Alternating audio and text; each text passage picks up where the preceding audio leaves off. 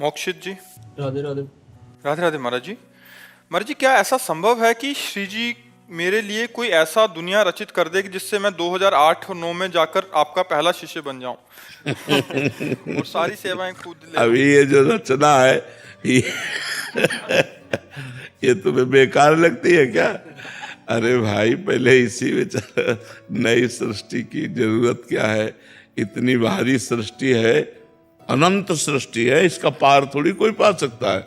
मृत्युलोक, अंतरिक्ष, स्वर्गलोक, महारलोक, जनलोक, तपलोक, सत्यलोक। अभी तो आप मृत्युलोक को ही पूरा नहीं जानते हैं, तो अभी तो मृत्युलोक का ही पार नहीं पाए। पर नई सृष्टि की जरूरत क्या है? जो सृष्टि है उसी का पार नहीं पाए। फिर नीचे पाताल, रसातल, तलातल, महातल, ये जो 7 लोक हैं, नीचे लोक हैं, इस पूरे को एक ब्रह्मांड कहते हैं। ऐसे करोड़ों ब्रह्मांड हैं। दिखरावाते माते अद्भुत रूप अखंड, रोम रोम प्रतिलागे कोटि कोटि ब्रह्मांड। करोड़ करोड़ ब्रह्मांड भगवान के एक रोम कूप में वास करते हैं। ऐसे महामहिम भगवान है।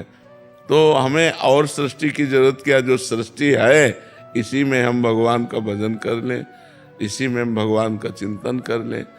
और मांगना ये चाहिए कि प्रभु कभी ऐसा हो कि मैं आपके शिष्यों का शिष्य बन करके रहूं, मैं आपके दासों का दास बन के रहूं। कभी ऐसा सौभाग्य हो तो आप आगे बढ़ जाओगे।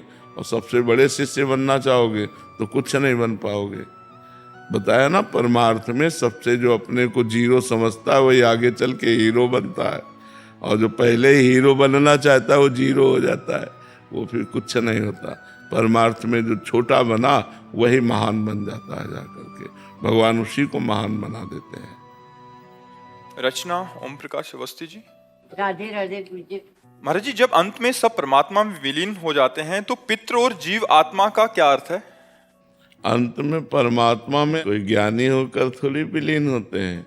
जो ज्ञानी होकर विलीन होते हैं वो उनका मोक्ष हो जाता है।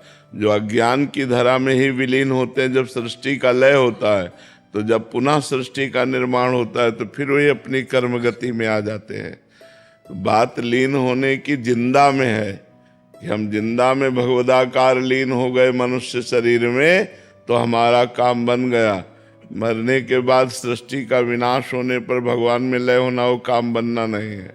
काम बनना है जीवित भगवान का भजन करके मोक्ष को प्राप्त करना या भगवत प्रेम प्राप्त करना। समझ में आ रही बात? हाँ, जब तक जिंदा भजन नहीं करोगे, जिंदा में अविद्या अज्ञान का नाश नहीं करोगे, तब तक भगवान में विलीन होने पर भी कोई बात नहीं बनेगी। जब नवीन सृष्टि होगी तो अपने कर्मों के साथ तुम्हारा पुनः जन्म मरण चक्र चलता रहेगा। रोहित अग्रवाल जी।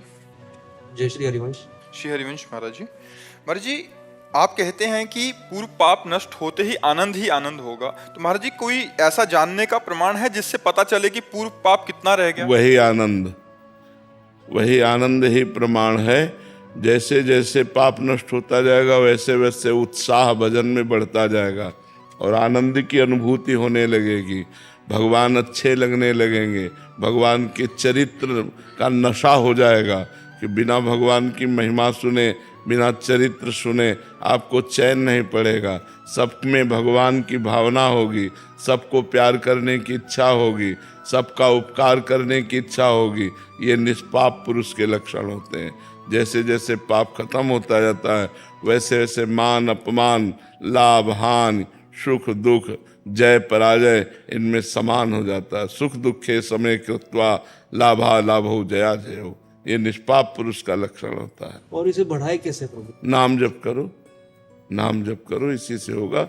जितना नाम जप बढ़ाते जाओगे, जितना सत्कर्म करते जाओगे, जितना भगवान के चरित्र सुनोगे, संतों की सेवा करोगे, उतना ही महान बनते चले जाओगे। जो काम कर रहे हैं, जो भी काम कर रहे हैं, वो कार्य भगवान को समर्पित करो, ईमानदारी से करो, धर्म पूर्वक करो और भगवान को समर्पित कर दो। कर्म समर्पण योग के द्वारा भगवान की भक्ति प्राप्त होती है। आशिता जी नागपुर से। राधे राधे महाराज जी। महाराज जी, सच्ची भक्ति और केवल कर्म कांड में क्या अंतर है? केवल अगर सही ढंग से शास्त्रीय कर्म कांड किया जाए तो स्वर्ग लोक की प्राप्ति होगी, और सच्ची भक्ति की जाए तो भगवान की प्राप्ति होगी।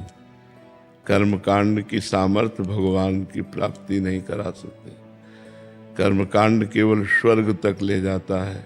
यज्ञ याग आदि जो नाना प्रकार के कर्म हैं उनका केवल यज्ञ आदि का फल जाकर स्वर्ग में भोगो और पुण्य क्षीणे मृत्यु लोके विशंति। और जो भगवान की भक्ति करता है उसे श्री भगवान की प्राप्ति होती है, जो अखंड होती है, अविनाशी होती है, पुनः जन्म मरण नहीं होता, कोई दुख नहीं होता, अत्यंत आनंद की अनुभूति होती है। जो भगवान का भजन करते हैं, भगवान की लीला कथा सुनते हैं, भगवान की सेवा करते हैं और हर कर्म भगवान को समर्पित कर देते हैं और एक एक श्वास भगवान का सुमिरन करते हैं, वही सच्चे भक्त हैं। ऐसे भक्तों के अधीन भगवान हो जाते हैं, लेकिन कर्म कांड के अधीन भगवान नहीं होते। कर्म कांडों का पुण्य फल मिलता है और उसे स्वर्ग आदि भोग कर पुनः जन्म मरण के चक्र में आना पड़ता है। डॉक्टर सुदेश गुप्ता जी, जम्मू से। राधा वल्लभ श्री हरिवंश महाराज। श्री हरिवंश महाराज जी, महाराज जी जब हम वृंदावन आते हैं, यहाँ के दिव्य वातावरण और साधु संतों के सानिध्य में रहते हैं तो ये अनुभव होता है कि यही सत्य है, यही जीवन का वास्तविक स्वरूप है। परंतु जब हम लौटते हैं और धीरे धीरे संसार का जीवन व्यतीत करने लग जाते हैं तो वही उसी में उलझ के रह जाता है। महाराज जी ऐसे में अपनी स्थिति को कैसे स्थिर करें? नाम जप के द्वारा, भगवान के लीला गुणानुवाद के द्वारा। हम जहाँ भी भगवान का नाम जप करते हैं, भगवान की लीला चरित्रों का गायन श्रवण करते हैं, वहाँ माहौल भक्ति का बनता है। नहीं बनेगा तो हमारे हृदय का तो बनेगा।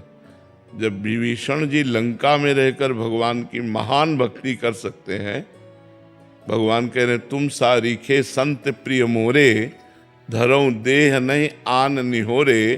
तुम्हारे जैसे संतों के लिए मैं अवतार धारण करता हूँ, भगवान कहते हैं विभीषण जी को।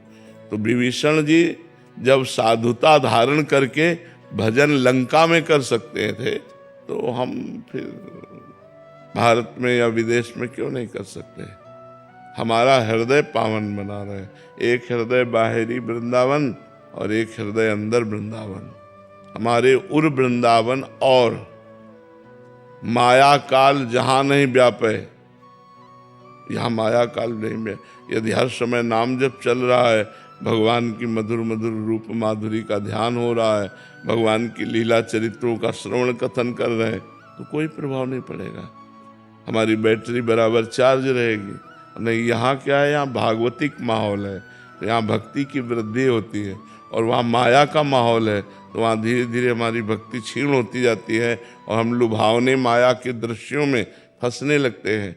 लेकिन यदि हम वहाँ भी अपनी भक्ति को पुष्ट रखें, भगवान नाम कीर्तन, भगवान नाम जप, भगवान की लीला कथा, तो हमारे अंदर उतना प्रभाव माया का नहीं पड़ेगा और हम बलवान भक्त हो करके कहीं भी बैठ करके भगवान का चिंतन कर सकते हैं। सावित्री त्रिपाठी जी। राधे राधे। महाराज जी 70 वर्ष के पश्चात क्या पूर्ण जीवन सिर्फ भगवत स्मरण में समर्पित कर देना चाहिए? 70 वर्ष के क्यों, हम तो कहते हैं जब से होश संभाले तब से भगवान को समर्पित कर देना चाहिए। 70 वर्ष तो बहुत बर्बाद हो गए, बहुत। लेकिन अब लो नशानी अब ना न सही हो। अब जितना बचा है उतना भगवान के चरणों में अर्पित कर दो। हर श्वास नाम जप करो। पता नहीं कौन सी श्वास आखिरी हो, तो जो श्वास आखिरी होगी उसमें नाम जप किया तो तुम्हारा मंगल हो जाएगा, तुम्हारा कल्याण हो जाएगा। लेकिन यदि पहले से भजन का अभ्यास नहीं किया तो 70 वर्ष के बाद आप भजन नहीं कर सकते। भजन करना कोई खिलवाड़ नहीं। हम तो साधारण उदाहरण देते हैं, जैसे हमने कभी जिंदगी में पिस्तौल नहीं पकड़ी हाथ में, तो आप हमको पकड़ा दो तो हमारे लिए बेकार है। हम फेंक के भले मार सकते हैं, गोली नहीं चला सकते, क्योंकि अभ्यास नहीं किया। और आर्मी के जवान को, वो चाहे 90 वर्ष का बूढ़ा हो, उसके हाथ में पकड़ा दे तुरंत वो फायरिंग, क्योंकि उसने अभ्यास किया।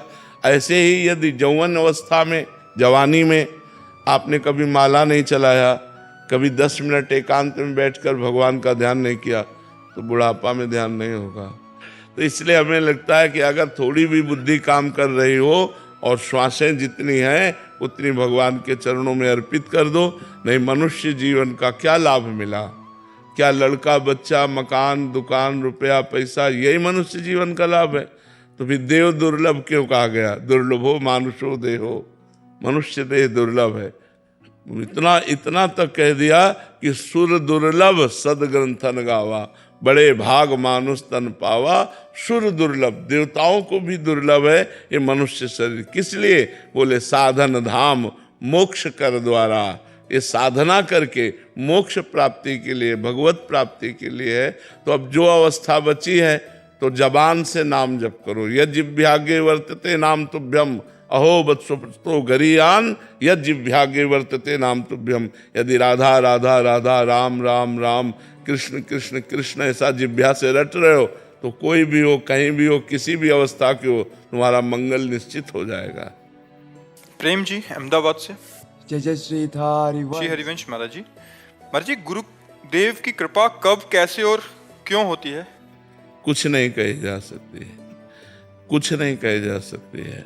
ये अहेतुकी होती है, अलौकिक होती है, और कभी किसी पर भी हो सकती है। घोर पापी पर भी हो सकती है, घोर नीच पर भी हो सकती है, जो सम्मान से कभी जीने लायक नहीं रहा, तिरस्कृत रहा समाज में, उस पर भी हो सकती है।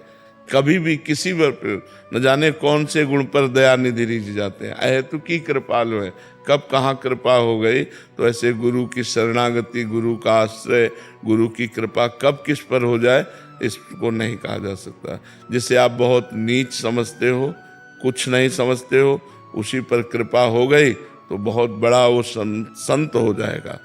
ऐसे हमारे इतिहास भरे पड़े हैं जो समाज के द्वारा तिरस्कृत हुए, निंदनीय हुए, और भगवान की उन पर कृपा हो गई, वही महान पुरुष हो गए।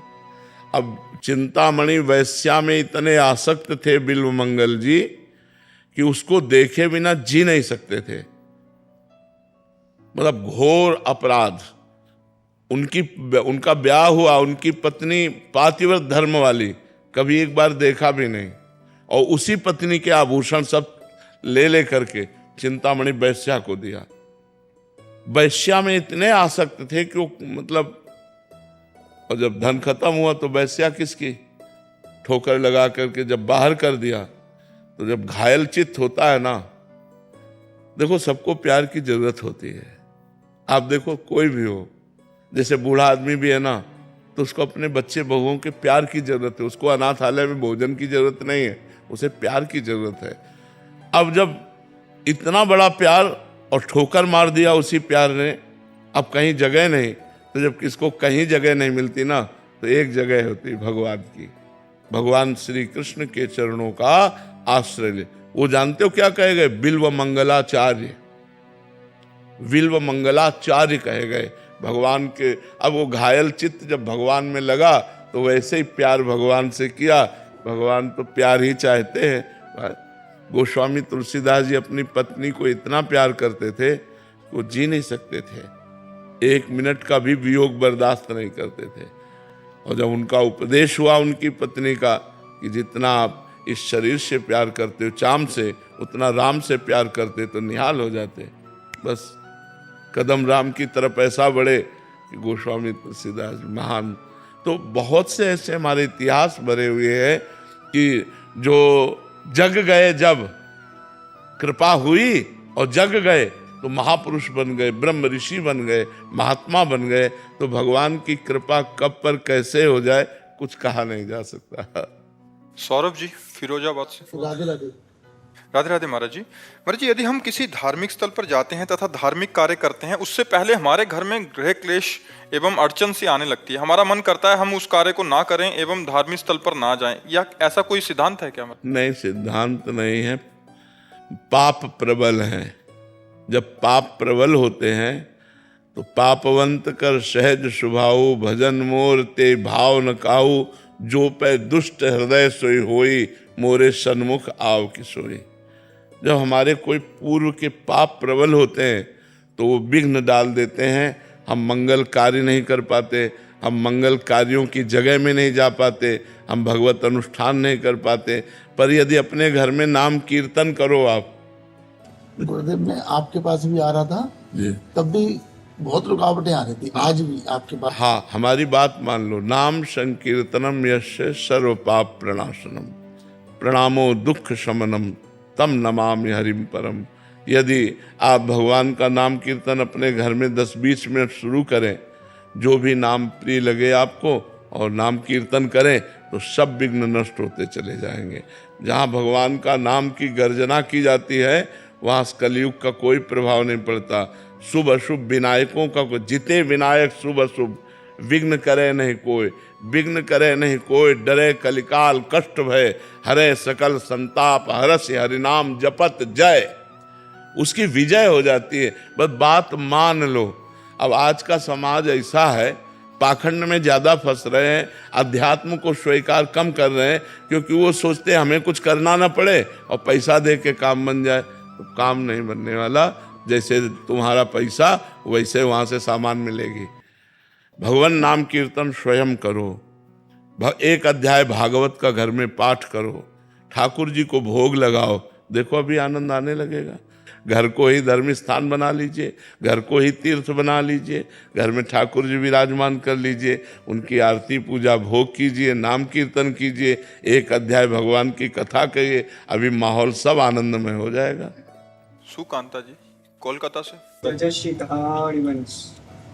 महाराज जी, श्री जी की कृपा से भागवतिक मार्ग पर चलने का प्रयास कर रहा हूँ। आपके सत्संग से आदेश प्राप्त हुआ कि साधक को एक निश्चित दिनचर्या और एक समान रहनी में दीर्घ काल तक स्थिर रहना चाहिए, किंतु मन बार बार नूतन नूतन कर्म करने का प्रयास क्यों करता है महाराज जी?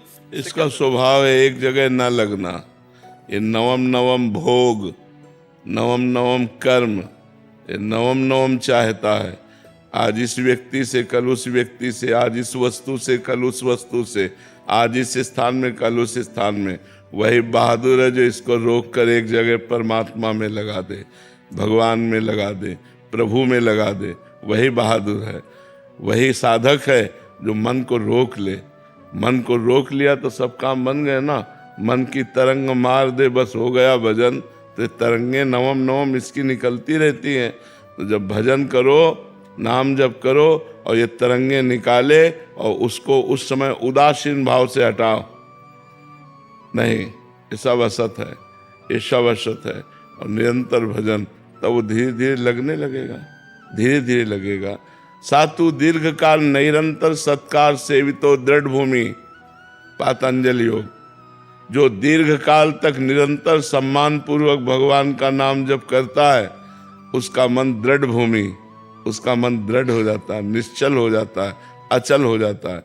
खूब भजन करो, डट के भजन करो। देवी कल्याण दास। राधे राधे। राधे राधे महाराज जी।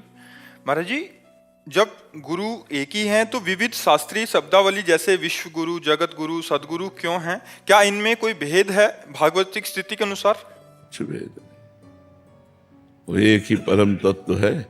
प्रभु कहो, महाप्रभु कहो, गुरु कहो, सदगुरु कहो, विश्व गुरु कहो, कुछ भी कहो। विश्व गुरु तो भगवान ही है, और कौन विश्व गुरु है? गुरु से पूछो तो उनके गुरु हैं, उनसे पूछो तो उनके गुरु हैं। तो जब गुरु गुरु गुरु, तो असली में गुरु कौन निकला? भगवान ही तो गुरु है। तो गुरु ही भगवान है, भगवान ही गुरु है।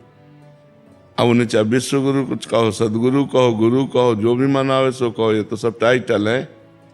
तत्व तो एक है, उसमें छोटाई बड़ाई थोड़ी है। टाइटलों में छोटाई बड़ाई है। वंदे कृष्णम जगत गुरुम, जगत गुरु भगवान ही है। वही सदगुरु के रूप में बंदो गुरुपद कंज, कृपा सिंधु नर रूप हरि, महामोहतम पुंज जासु वचन रवि कर निकर। वही गुरुदेव भगवान के रूप में कृपा करके हरि नर रूप धारण करते हैं। वही हरि नर रूप में, संत रूप में, गुरु रूप में विराजमान है। इन सब नामों से हमें मतलब नहीं, मतलब है भगवान के पावन चरणारविंद में चित्त जो जोड़ दे, वही गुरु।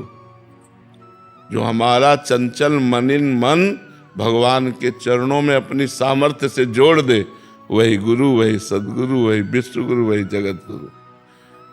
वो भगवान ही है, दूसरा कोई नहीं है। भगवान और गुरुदेव, गुरुदेव और भगवान एक ही बात है। अंकित जी। हर हर महादेव। गुरुदेव, मेरा मन पहले संसारिक चीजों में अव्वल आने की इच्छा रखता था, अब आध्यात्मिक में अव्वल आने की इच्छा करता है। क्या ये उचित है? बहुत बढ़िया है, अच्छा है। हम अव्वल के बेटे हैं तो अव्वल तो आना चाहिए। नंबर 1 के बेटे हैं, भगवान नंबर 1 है ना, उनसे बढ़कर कोई है नहीं, और उन्हीं की हम सब अंश है। ममैवांशो जीवलोके जीव भूता सनातना, हम भगवान के सनातन अंश हैं। तो भगवान सबसे बड़े हैं, तो हम सबसे बड़े बनना चाहते हैं। जिस डिपार्टमेंट में जाएं, चूंकि नंबर 1 के हम हैं, तो नंबर 1 के बनना चाहते हैं, इसमें कोई छोटी बात नहीं। पर नंबर 1 के परमार्थ में वही बन सकता है जो अपने को सबसे छोटा समझता है। जो अपने को इसमें सबसे छोटा समझता है वही महान होता है। जो प्रणाम करवाने वाला महान नहीं होता, प्रणाम करने वाला महान होता है। परमार्थ की जो गणित है वो दूसरी है। जैसे मान लो आप लोग प्रणाम कर रहे हो, तो ये कि ये महान है इसलिए प्रणाम नहीं। महान वो है जिसने अपने अहंकार को रद्द करके और सर झुका दिया, वो महान है। परमार्थ में जो प्रणाम करता है, जो छोटा होता है, जो सबको बड़ा मानता है, वो महान होता है। तो ये श्रद्धा, अहंकार रहित होना, दैन्य होना, ये महानता का विषय है। इसमें अव्वल वही है जो सबसे नीच बन गया। त्रणादपि सुनीचेन तरोरु सहिष्णुना अमानिना मान देन कीर्तनीया सदा हरि।